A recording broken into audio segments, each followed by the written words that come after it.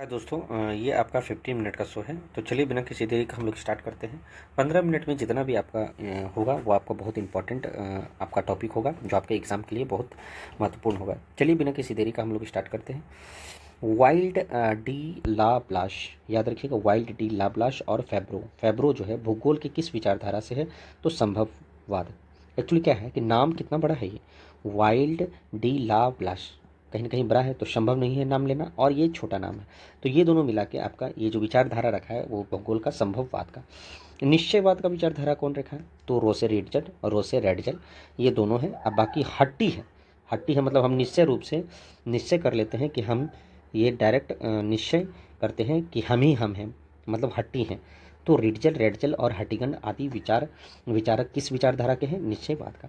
देखिए ये आपका इंपॉर्टेंट है, एग्जाम में पूछता है। भूगोल पृथ्वी की किस झलक को स्वर्ग में दिखने वाला, जब भी स्वर्ग बोलेगा तो याद रखिए हमारे क्लैडिस्टियन टॉलमी जो है बोले हैं कि स्वर्ग से दिखने वाला अभाव में विज्ञान है। याद रखिएगा ये कहा था, भूगोल जो है पृथ्वी की झलक को स्वर्ग में देखने वाला अभाव में विज्ञान है। सॉरी।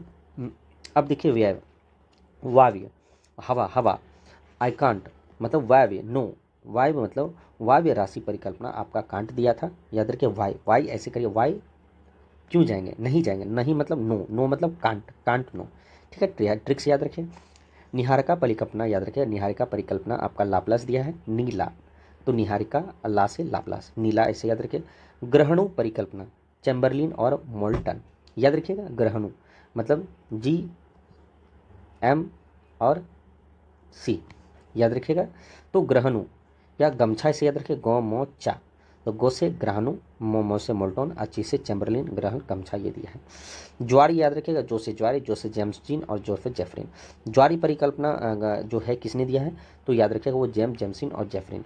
याद रखिएगा ये सिद्धांत है, इसके सिद्धांत के अनुसार जो है आपका पृथ्वी बना है कैसे, इस तरह का बात बोलता है। चलिए आगे क्या है आपका दैत जो है सिद्धांत आपका HN रसेल दिया है। एक्चुअली क्या है, रसेल जो है आपका वेस्ट इंडीज़ का क्रिकेटर है।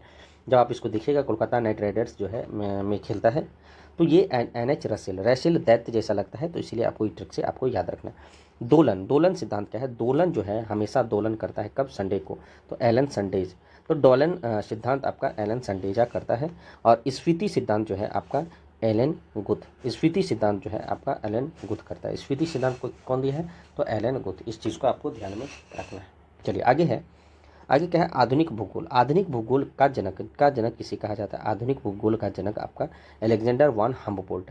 हम हैं, हम ही आधुनिक हैं और कोई नहीं है। क्यों? क्योंकि हम कॉस्मोस नाम का किताब लिखे हैं। याद रखिए कॉस्मोस जो है, मेरे पास भी ज्योग्राफी का किताब है, तो वो भी आपका हम्बोल्ट का रचना, वो भी आपका कॉस्मोस ही किया है। और अलेक्जेंडर वन हम्बोल्ट दोनों एक ही नाम है, आधुनिक भूगोल के जनक भी हैं। और समताप रेखा, तो सभी जो है बुक जो है आपका आधुनिक कॉस्मोस सब एक जैसा बुक है, इसलिए समताप रेखा के मानचित्र पर दिखने वाला प्रथम व्यक्ति कौन है? तो ये भी आपका हम्बोल्ट है। भौगोलिक चक्र याद रखिएगा, चक्र जो है गोल है, और गोल जो है गोल ओ को हम गलती से डी भी लिख सकते हैं, क्योंकि जो है सिर्फ लाइन आपका मेन यहाँ खींचना बाकी है, तो डी से डेविस। तो गोल भौगोलिक चक्र का प्रतिपादक किसने किया था? तो आपको हम बोल्ट ने किया था। किसने किया था? आपको हम बोल्ट ने किया था। और क्या है आपका सूक्ष्म अणुओं से लेकर विशालकाय आकाश गंगाओं तक सम्मिलित रूप से कहा जाता है, वो तो ब्रह्मांड कहते हैं ओवरऑल को। याद रखिएगा पृथ्वी जो है, पृथ्वी ब्रह्मांड का केंद्र है, मतलब यहाँ एक पृथ्वी है, हम लोग जहाँ रहते हैं वही पृथ्वी है। इसके चारों ओर सूर्य घूम रहा है और इसके चारों ओर अन्य ग्रह घूम रहा है। ये टॉलमी बोला था, एकदम उल्टा। याद रखिएगा कोपरनिकस का जस्ट उल्टा टॉलमी बोला है। टॉलमी जो बोला है वो हम लोग के लिए सही नहीं है, क्योंकि भैया सूर्य के चारों ओर हम ना घूमते हैं, हम लोग पृथ्वी के चारों ओर थोड़ी ना, पृथ्वी सबके चारों ओर थोड़ी ना घूमता है। तो टॉलमी ये बोला था कि पृथ्वी को है एक केंद्र है और उसके चारों ओर सूर्य और अन्य ग्रह घूमता है। इस चीज़ को आपको ध्यान में रखना है, याद रखिएगा, बहुत इंपॉर्टेंट है। आधुनिक खगोल शास्त्र, आधुनिक खगोल शास्त्र का जनक जो है वो आपका कोपरनिकस है। आधुनिक खगोल शास्त्र याद रखिएगा, ये आधुनिक भूगोल है, ये आधुनिक भूगोल जो है आपका अलेक्जेंडर वन डे हम्बोल्ट है। इस चीज़ को आपको ध्यान में रखना है। आगे है आपका, आगे क्या है आपका, किसने ब्रह्मांड के केंद्र में सूर्य, याद रखिए सूर्य केंद्र में है और चारों तरफ आपका पृथ्वी और अन्य ग्रह घूम रहा है, ये कोपरनिकस बोला था। कोपरनिकस याद रखिए टॉलमी के जस्ट उल्टा बोलता था, लेकिन हम लोग फॉलो कोपरनिकस को करेंगे, क्योंकि हमको पता है कि ग्रह जो है सूर्य के चारों ओर ग्रह घूमता है। टॉलमी के कहे हुए इशारे पे नहीं चलना है, टॉलमी का किताब याद रख लेना, ये ज़्यादा है। ग्रह गति तो आपको पता है, ग्रह गति का सिद्धांत जो है आपका केपलर दिया था। ये आपका आगे पढ़ना नहीं जरूरी, ये इंपॉर्टेंट है। सर्वप्रथम क्या भैया, सर्वप्रथम जो है वो कौन बताया था कि पृथ्वी जो है, पृथ्वी सूर्य और अन्य ग्रह के आकाशगंगा का एक अंश माना जाता है। तो ये हर्षले कहा था कि भैया सूर्य तो एक अंश है, 1805 में सूर्य एक अंश है। तो अंश हर्षले, हंस हंस अंश हंस अर्श अर्श हंस, ट्रिक से याद रखिएगा, इसको भूलिएगा नहीं। ब्रह्मांड की उत्पत्ति से संबंधित big bang theory, big bang theory का प्रतिपादक किसने किया था? तो ये आपका लेमेथियर, ये बहुत इंपॉर्टेंट है। जॉर्ज लेमेथियर बिग बैंग थ्योरी दिया था। और ये जो बिग बैंग थ्योरी होता क्या है कि इसके अनुसार ब्रह्मांड लगभग 13.7 अरब बिलियन वर्ष भारी पदार्थों से निर्मित था। एक गोलाकार सूक्ष्म पिंड था जिसको आयतन सूक्ष्म और ताप और घनत्व अनंत था। फिर यह क्या हुआ, विस्फोट हुआ और ब्रह्मांड का निर्माण हुआ, ऐसा बिग बैंग सिद्धांत कहता है। याद रखिएगा, जॉर्ज लेमेथियर बिग बैंग थ्योरी दिया। लेकिन अच्छा एक चीज़ और है, ये चीज़ इंपॉर्टेंट याद रखिएगा कि बिग बैंग सिद्धांत का जो है विस्तृत व्याख्या कौन किया था? Robert Wagner. याद रखिए, रॉबर्ट वैगनर 1967 में। Principle of the human geography, human मतलब इंसान, इंसान का नाम लेना बहुत बड़ा है, जैसा विडाल डी लाप्लास। अभी कुछ देर पहले हम लोग विडाल डी लाप्लास पढ़े थे। ये क्या है, यहाँ पर हम लोग पढ़े थे कि विडाल डी लाप्लास और फेब्रो जो है आपका संभववाद सिद्धांत दिया है। इस चीज़ को आपको ध्यान में रखना है, ये बहुत इंपॉर्टेंट है। चलिए और आगे क्या है आपका, एक सेकंड। किस विचारधारा के अनुसार मानव अपने अपने वातावरण में बदलाव लाने के सक्षम है? याद रखिएगा, वातावरण अगर मानव के अनुसार है तो वो संभववाद होगा। फिर से बोल रहे हैं कि प्राकृतिक में जो भी है उसको अगर मानव चेंज कर रहा है तो वो संभववाद है, सॉरी संभावनावाद है। लेकिन अगर प्राकृतिक के अनुसार, यहाँ पर एक चीज़ यहाँ पर देख रहे हैं, अगर मानव प्राकृतिक के अनुसार अगर चेंज हो रहा है तो वो आपका निश्चयवाद है। फिर से बोल रहे हैं, मानव के अनुसार चेंज हो रहा है तो मानव संभावनावाद। लेकिन प्राकृतिक के द्वारा अगर निर्धारित हो रहा है मनुष्य का अपने कर्म का, या मनुष्य जो भी करता है वो अपने से नहीं करता है, वो स्वतंत्र है, वो आपका क्या है, प्राकृतिक के द्वारा किया जाता है, तो ये निश्चयवाद याद रखिएगा। नवनियतिवाद क्या है, नवनियतिवाद ये याद रखिए, ग्रिफिन टेलर। याद रखिए, नवनियति, नया नीति के साथ आप क्या है, एक क्या है नया नियति आप बनाने के लिए आप क्या है, कपड़ा एक नया पहनते हैं ताकि आप समाज में अच्छा दिख सकें। ये आपका इम्पॉर्टेंट है। चलिए आगे क्या है, किसने अपनी पुस्तक पॉलिटिक्स में जो है राज्य की गठन पर भौतिक कारणों का प्रभाव को स्पष्ट किया? तो भौतिक कारणों, याद रखिए पॉलिटिक्स जो लिखा है वो आपका अरस्तु, ये चीज़ आपको याद रखना है। सर्वप्रथम जो है मापक के आधार पर क्या है, विश्व का मानचित्र। याद रखिएगा, विश्व का मानचित्र सबसे पहले जब भी बात आएगा एनेक्सीमेटर, विश्व का मानचित्र जब भी बात आएगा वो एनेक्सीमेटर होगा। इस चीज़ को आपको ध्यान में रखना है।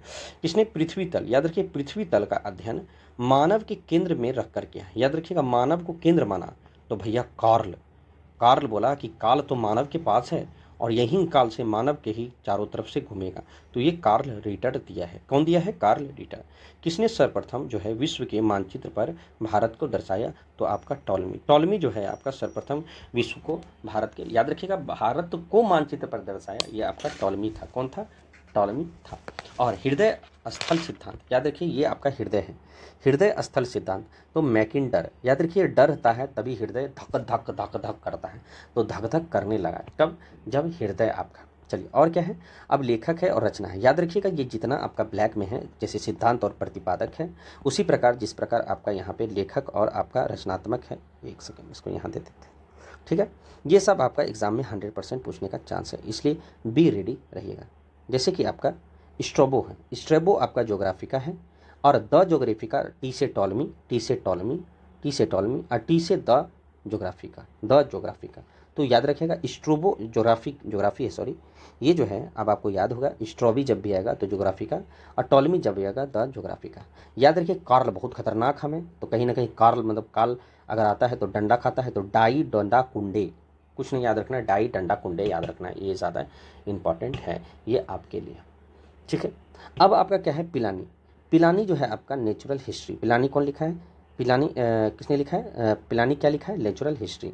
पिलानी क्या लिखा है? Natural history. आर्यभट्ट का आर्यभट्टम्य, ये तो आपको याद ही हो जाएगा। अलबर्नी, याद रखिएगा ये भारत का भूगोल जो है किताबुल हिंद में अलबर्नी लिखा है। याद रखिए ये यही अलबर्नी है जो किसके काल में आया था, किसी के साथ आया था? तो शायद आपका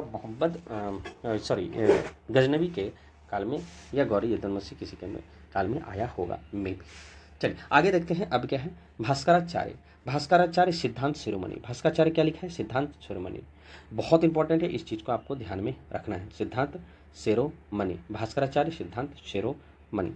Nicholas the Spykman, Nicholas the Spykman आपका the geographica of the peace, Nicholas the Spykman the geography of the peace, Nicholas John Spykman the geography of the peace. और फेडरिक रेटजेल जो है आपका एंथ्रोपोजियोग्राफी लिखा है, फेडरिक जो है आपका एंथ्रोपोजियोग्राफी लिखा है, इस चीज़ को आपको ध्यान में रखना है। फेडरिक रेटजेल आपका एंथ्रोपोजियोग्राफी। देखिए ये जितना आपको पढ़ाई आपका इंपॉर्टेंट है, एग्जाम में आपका आने का चांस 100% है। महाविस्फोट सिद्धांत जो है किसने संबंधित है? महाविस्फोट सिद्धांत जिसको बोलते हैं बिग बैंग थ्योरी, ब्रह्मांड की उत्पत्ति के लिए। अच्छा, किसके अनुसार पृथ्वी की उत्पत्ति गैस और धूल? जब भी गैस और धूल गाएगा तो याद रखिएगा सिम्ड की बोला है, सिम्ड बोला है भैया, गैस और धूल से बना है। सर्वप्रथम पृथ्वी गोल है, ये आपका अरस्तु बोला था, याद रखिएगा अरस्तु बोला था सर्वप्रथम पृथ्वी गोल है, पृथ्वी गोल है अरस्तु बोला था। और ब्रह्मांड में लगभग कितने आकाशगंगा हैं? तो आपका 100 अरब डॉलर, और प्रत्येक आकाशगंगा में भी आपका 100 अरब डॉलर है।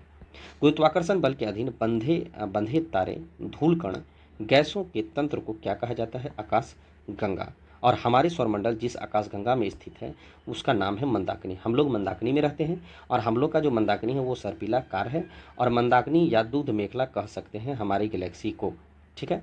और याद रखिए हमारे सबसे नज़दीक जो है गैलेक्सी है उसका नाम है एंड्रोमेडा।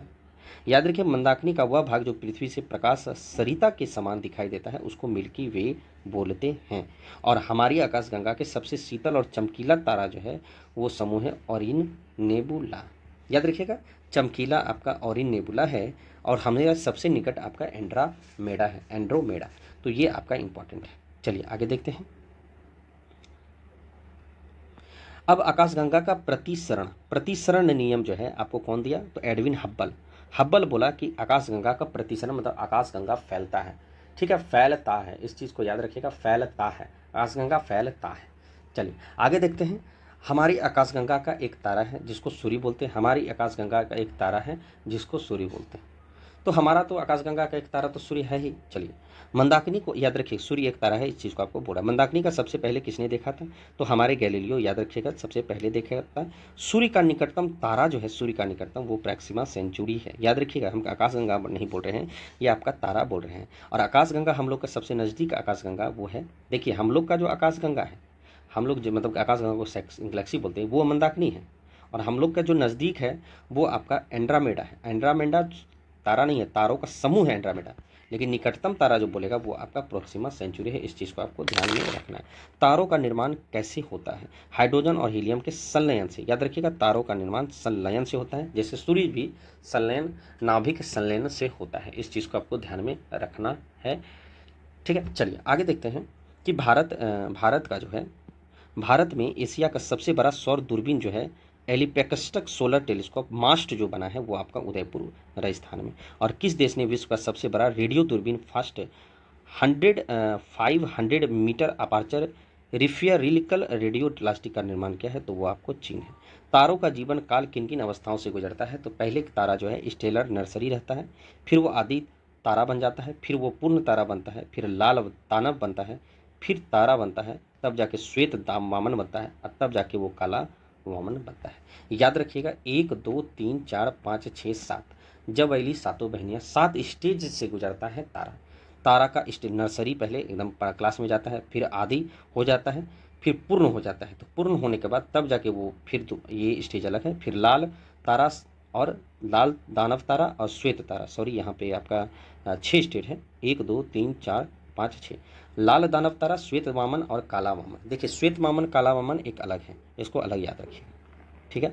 लाल तारा भी एक अलग है, अब बाकी स्टेज नर्सरी, आदि तारा और पूर्ण तारा ये अलग है। तारे के द्रव्यमान जो है सूर्य के द्रव्यमान से कम या बराबर हो तब लाल दामन से किससे परिवर्तित होता है? तो लाल दामन से ही, या तो श्वेत वामन में या तो काला वामन में परिवर्तन होगा। देखिए आपका लिखा हुआ है यहाँ पे, एक सेकंड इसको मिटाने दीजिए। यहाँ पे देखिए लाल दानव तब जाके बाद में श्वेत या काला वामन में परिवर्तन होता है। किस विद्वान जो है ने श्वेत वामन तारों को जीवन अवस्था के बारे में सिद्धांत प्रस्तुत किया? तो एस चंद्रशेखर। याद रखिएगा ये इंपॉर्टेंट है, इसके बाद फिर हम लोग ये लास्ट आपका खत्म हो जाएगा। टाइम भी आपका 15 मिनट है, तो 15 मिनट में जितना हो जाए, बाकी जो भी बचेगा वो फिर से 15 मिनट में किया जाएगा। भारतीय भौतिकीवाद जो है चंद्रशेखर 1.44 सौर द्रव्यमान सूर्य के द्रव्यमान का 1.44 गुना की वो सीमा निश्चित किया जिसके अंदर तारे श्वेत वामन बनते हैं, उसके ऊपर अगर द्रव्यमान वाले तारे क्या बन जाते हैं, कृष्ण विवर या ब्लैक होल बन जाते हैं के रूप में परिवर्तन होते हैं। अगर ज़्यादा होगा 1.44 से ज़्यादा होगा तो वो ब्लैक वामन या कृष्ण विवर या ब्लैक होल बन जाएगा। याद रखिएगा, जिसकी गुरुत्वाकर्षण सूर्य और बाकी बहुत सारे तारों से ज़्यादा अधिक होते हैं। इस खोज के लिए चंद्रशेखर को 1983 में जो है नोबेल पुरस्कार मिला। कृष्ण विवर अंतरिक्ष में स्थित ऐसा स्थान है जहाँ गुरुत्वाकर्षण इतना अधिक होता है कि प्रकाश का परावर्तन किसी वस्तु के वहाँ पलायन नहीं हो सकता। चलिए अब आपका ये सेशन एंड करते हैं। इसके बाद जो भी बचा है ये आपको हम लोग 15 मिनट के अगले सेशन में करेंगे। याद रखिएगा ये 15 मिनट शो है। 15 मिनट शो इसलिए हम बोले हैं क्योंकि ये 15 मिनट में जितना क्वेश्चन होगा ये बहुत वेरी इंपॉर्टेंट क्वेश्चन होगा जो आपके एग्जाम पॉइंट ऑफ व्यू के लिए है। और ये 15 मिनट शो सिर्फ और सिर्फ अभी सिर्फ फिलहाल ज्योग्राफी का चलाएंगे, जो कि पूरा विश्व का भूगोल खत्म करने के बाद फिर खत्म करेंगे। फिर आपका 15 मिनट का शो हम लोग किसी और चैप्टर का करेंगे, किसी और सब्जेक्ट का करेंगे। चलिए बहुत बहुत धन्यवाद आपका, मिलते हैं अगले सेशन में।